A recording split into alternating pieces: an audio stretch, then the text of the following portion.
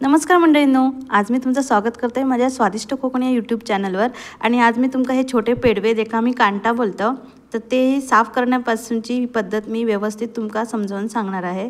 तर त्याच्यामुळे तुम्ही व्हिडिओ शेवटपर्यंत नक्की बघा आणि माझ्या चॅनलवर नवीन असाल तर माझं चॅनल सबस्क्राइब जरूर करा। चला तर मग हे बघा, हे मी छोटे छोटे पेडवे असे आणले मासे आणि हे काटेरी मासे असतं, पण हे चवीक इतकं भारी असतं ना की तुमका खूपच आवडत। हे बघा, हे अशा प्रकारचे मासे असत आणि ते मी घेतलंय आणि मी आज तुमका हे सुरीवर दाखवणार आहे। विळीवर किंवा खाली बसून असे नाही तर ओट्यावरच तुम्ही झटपट कसे साफ करू शकशाल, तर त्यासाठी मी तुमका हे नवीन व्हिडिओ बनवलाय। तर हे बघा, ते काही अशी खवला असतात ते आपल्या उलटो पकडायचो शेपटीकडे आणि उलटी सुरी धरून डोक्याच्या दिशेने सुरी अशी फिरवायची, त्याच्यामुळे ती खवला असतात ना त्याची, तर ती अशी व्यवस्थित निघून येतात। जास्त काय त्याला ह्या लागत नाही, मेहनत लागत नाही। जराशी अशी सुरी उलटी फिरवली की लगेच त्याची खवलात ना ते निघून येतात।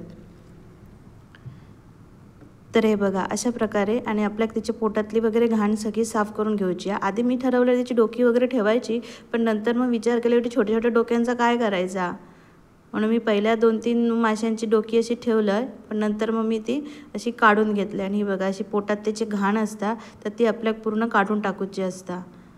आणि पोटापर्यंत पूर्ण उघडूचं असतं मासं, जेणेकरून त्याच्या पोटात नाही काळी बारीक अशी ना चामडी असता, तर ती आपल्या धुताना व्यवस्थित साफ करून टाकूक मिळत, म्हणून पोटापर्यंत तो उघडायचा आणि नंतर शेपटी कट करून टाकायची। तर हे बघा, अशा प्रकारे मी हे सगळे बाकीचे मासे सुद्धा स्वच्छ करून घेतोय आणि एकदम पटकन होता। सुरीक जरा धार चांगली हवी असता। हे बघा, अशा प्रकारे हात कसं माझं एकदम पटापट त्याच्यावरनं गुळगुळीत फिरता, म्हणजे त्याच्यावरची सगळी खवलाही निघून येईल। हे बघा, अशा प्रकारे मी पोटापर्यंत पोटा कापून घेतलाय आणि नंतर शेपटी कापून त्याचे असे स्वच्छ भाग केलाय। तर मंडळींनो, तुमका माझा व्हिडिओ नक्की आवडत तर अशा पद्धतीत तुम्ही सुरीन मासे साफ करून बघा, तुमचं काम एकदम सोपं होऊन जाईल।